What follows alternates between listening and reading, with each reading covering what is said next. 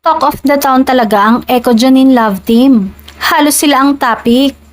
Ang pogi ba naman ni Echo at super ganda naman ni Janine. Parehong magagaling na aktor at aktres. Jericho is very authentic aside from being gorgeous and handsome. Has a beautiful soul, a beautiful mind, inside and out. Walang kaarte-arte kaya maraming kumukuha for projects and endorsements.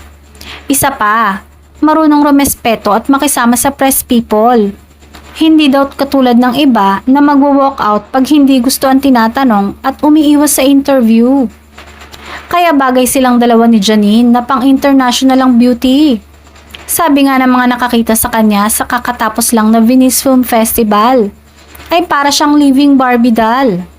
Sad pa nga ng ibang Janine fans ay kung titingnan mo, parang tiga doon talaga siya dahil sa itsura niyang mistisa at hindi mukhang Pinay.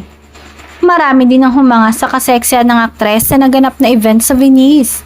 At kahit simple lang ang suot niya, ay dalang-dala niya at elegant tingnan. Hindi lang daw kagandahan meron ng aktres, dahil nga kitang-kita sa aura niya ngayon, ang happiness inside and out.